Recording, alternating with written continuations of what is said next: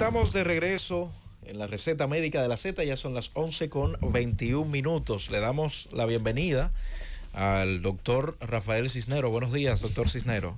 Buenos días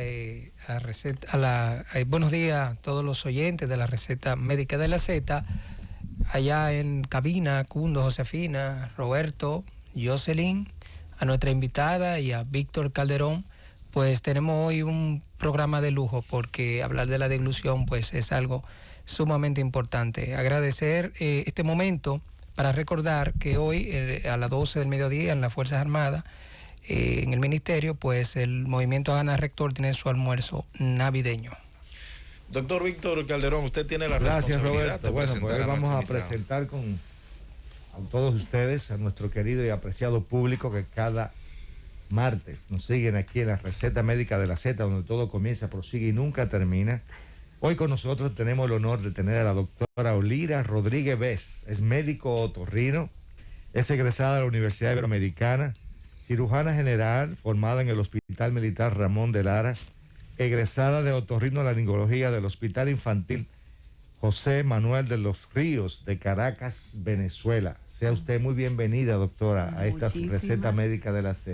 Muchísimas gracias. Un honor estar aquí entre tantos ilustres en esta mañana para dar información que sea de orientación poblacional. Es un honor, de verdad que sí. Bueno, imagínese usted, doctora, con un tema, para nosotros no es un tema común, sin embargo es un tema de suma importancia. La Organización Mundial de la Salud tiene tantas entidades importantes en cuanto se refiere a los asuntos bucales y sin embargo coloca a esta entidad en tercer lugar, solo superada por las caries y por los trastornos periodontales. O sea que fíjese lo interesante que es hablar de deglución atípica. Y nuestra primera pregunta, doctora, es ¿qué es la deglución atípica realmente? Bueno, la deglución atípica comprende un conjunto de alteraciones en el momento de deglutir. Deglutir es el proceso que inicia la digestión, en que la persona toma el alimento y ese alimento comienza a procesarse a nivel de la boca y pasa por una serie de fases. Esa serie de fases empiezan con una parte voluntaria y con otra parte que es totalmente involuntaria. Esa es la forma normal de la deglución. Esa es la forma normal. Perfecto. Cuando hablamos ya de lo que es la deglución atípica, hablamos de alteraciones en ese proceso que conllevan a un método de compensación que convierte esa deglución en algo completamente patológico. Por ejemplo, no es como en los casos en los que hay una afectación neurológica. Esto es dado por hábitos y esos hábitos llevan a una compensación.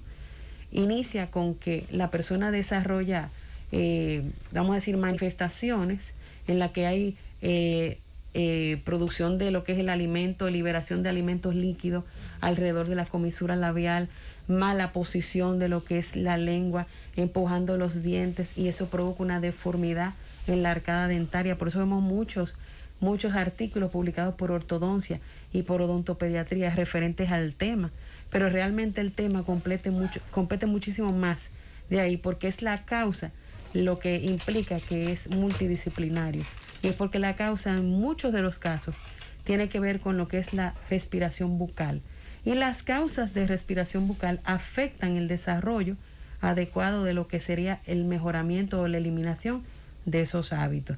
La deglución atípica como tal no es una enfermedad, es un conglomerado de hábitos que generan trastornos craneofaciales en las personas que lo desarrollan y son desencadenados por una condición que sí es una enfermedad, pero que tiene que diagnosticarse cada caso de manera particular. ¿Y cuáles son las principales causas, doctora? Tenemos que, desde el punto de vista de la respiración bucal, que lo puede desencadenar, porque hay otras causas fuera de la respiración bucal. La respiración bucal puede ser desencadenada por hipertrofia de adenoides, por una rinitis alérgica, por casos en los que la persona nace con la desviación del tabique. Y señores, la desviación del tabique, más del 80% de la población lo tiene, normalmente. Lo que sucede es que no todo el mundo desarrolla condiciones que favorezcan la oclusión nasal a raíz de eso por sí solo. Así que muchas personas pasan la vida entera y ni se enteran de eso. Por eso no se toma ninguna conducta con eso. Pero los que desarrollan síntomas como ronquidos, respiración bucal, entonces sí pueden desarrollar lo que es la deglución atípica como método de compensación.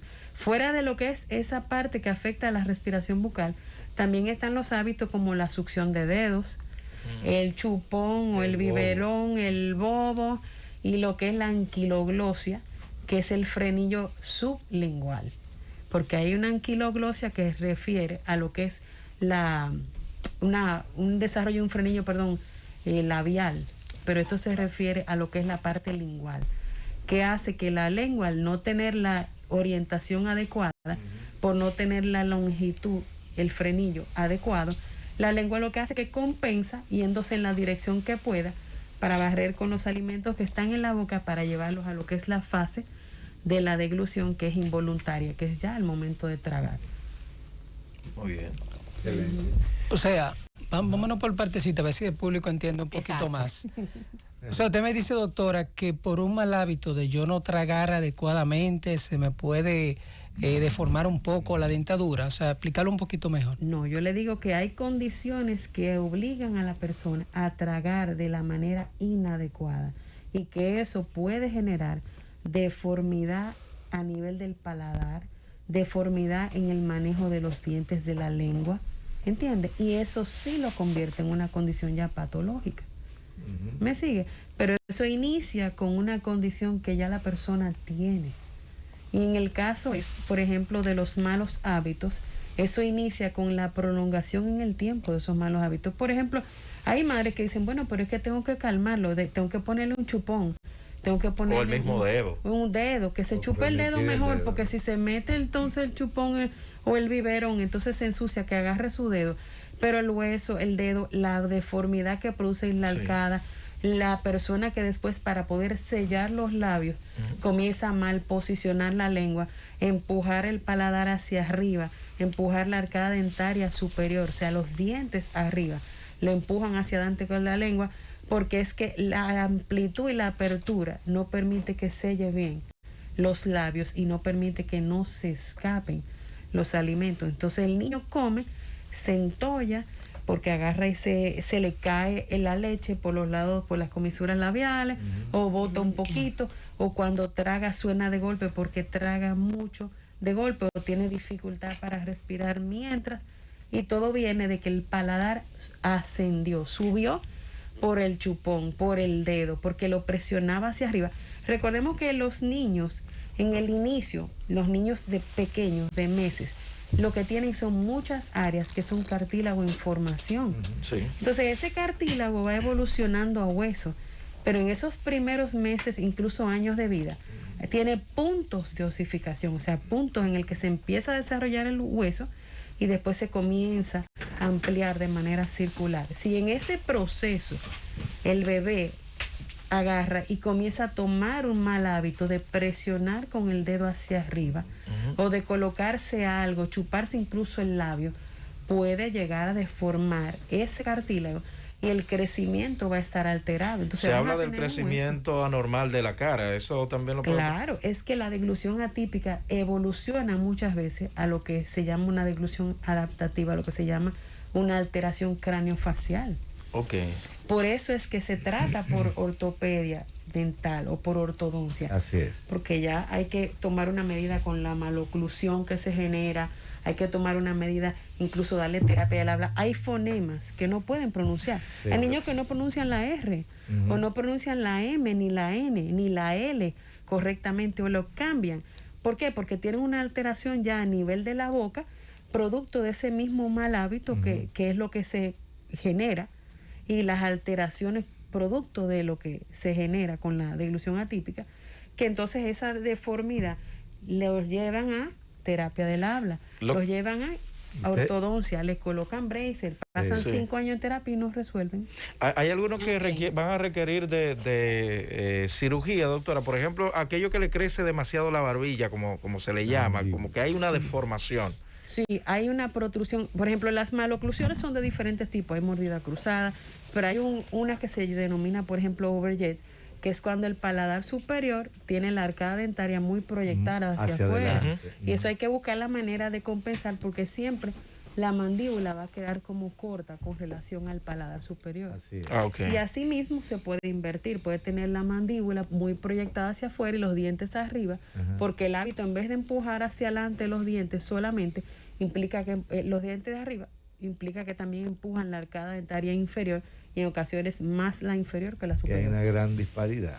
Exacto. Claro. Doctor, y estos movimientos inadecuados de la lengua, que el niño muchas veces cuando tiene los alimentos dentro de su boquita, a veces usted ve un niño que usted le da una cucharadita y todavía en media hora después tiene los alimentos dentro de la boca. Lo que pasa es que lo que se contempla en esos casos es precisamente realizar un estudio que se llama video de glutoscopía, que es hacerle una endoscopía nasal, introducir una cámara por la nariz y comenzar a alimentar al niño con diferentes consistencias para ver dónde es que se produce el fallo, si es solamente la lengua, si hay una retención, si hay alguna alteración neurológica asociada, porque recuerden que aunque exista en la deglución atípica hay otras cosas que alteran la deglución que no son malos hábitos. ¿Y eso ¿Cómo hay que serían estos? descartarlo. ¿Cuáles serían estos? Por ejemplo, un caso de un paciente neurológico, que yo he tenido, por ejemplo, pacientes que lo hacen, por ejemplo, un dengue,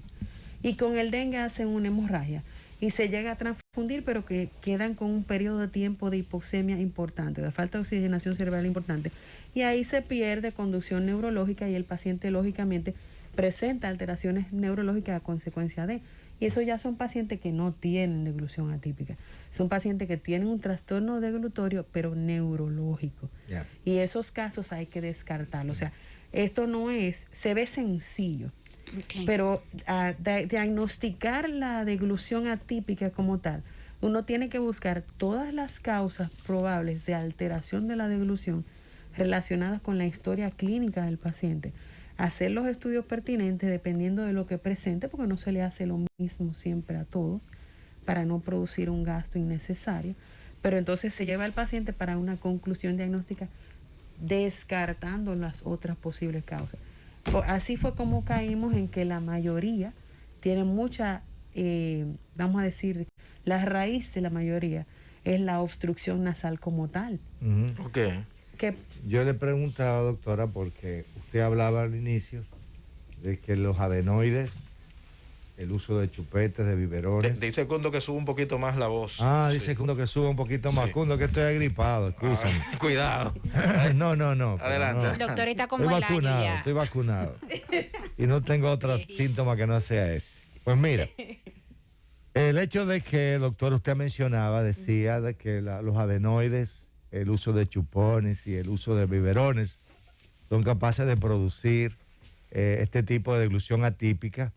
Como una madre de la que nos están escuchando y los padres, a esos niños de entre 5, 6, 7, 8, 10 años, pueden ellos hacer a través de la sintomatología que presentan? Porque usted acaba de mencionar que el diagnóstico no es tan fácil hacerlo. no es fácil. Pero a través de esa sintomatología que ellos puedan presentar, porque entendemos que la deglución es muy básica para tener un niño bien alimentado. Sí. Porque si no hay una buena deglución, los alimentos pasan de una manera hacia todo el mecanismo normal, orofaringe, esófago, estómago, y de repente no van a terminar ese bolo alimenticio. Me imagino yo, ¿verdad? Tener conocimiento pleno de eso, de unas condiciones para ser utilizado de manera importante por el organismo para sentirse alimentado. Entonces yo le pregunto, ¿hay algunos síntomas que pueden los padres ver en sus hijos? Claro. Ok, vamos a dar la lista Sí. con su respectiva explicación para que vayan teniendo una idea. Por ejemplo, el caso de un niño o niña que se mantiene comiendo por un periodo largo. 40, 45 minutos, lo voy a pintar como una historia clínica. 40, 45 minutos en adelante, porque ese es más o menos el tiempo, dependiendo de la edad que tenga. Pero durante su ingesta de alimentos, mientras come, comienza a deglutir posicionando la cabeza hacia adelante para poder tragar. Esa maniobra de mover la cabeza hacia adelante es porque presenta dificultad para pasar el bolo alimenticio por el tamaño y la consistencia, porque fue mal masticado, a pesar del tiempo que tiene masticando, que es más de lo normal. Ok, ese es un paso. Vemos que se le comienzan a dar líquidos durante para facilitar que se ablande lo que está comiendo, el bolo alimenticio, vamos a llamarle lo que sea, la galletita, no importa. Y en ese proceso se le salen los líquidos por los laterales de la boca. No es que lo babea, es que en la comisura lateral comienza a salir la leche y es un acto completamente involuntario, incontrolado. Estamos hablando de que son niños que no tienen 3 ni 4 meses, son niños que ya están pasando entre los 5 años, 7 años, que ya tienen una edad un poquitico más avanzada, que ya no están pasando por ese inicio de proceso, porque normalmente de meses, cuando toma la leche puede haber escape de líquidos, pero en este caso ya por la edad y por el grado de madurez no se justifica el escape de líquidos. Ok, se emite un sonido de golpe cuando hace la deglución. Sí. Entonces, aparte de eso, cuando uno lo ve, hay residuos de alimentos adentro de la boca de un tamaño que no es proporcional al tiempo que tiene masticando. Hay una alteración y unas pausas que hace la persona para respirar mientras está masticando, porque no puede respirar con la boca abierta y al mismo tiempo masticar. Bueno, me dicen por allá que tenemos una pausa, pero según lo que está explicando la doctora y hablando de los hábitos, entonces algunos padres deberían enseñar a sus hijos cómo masticar. De hecho, ha habido madres y padres que, pero que tú estás comiendo como tal, llévatelo, culo.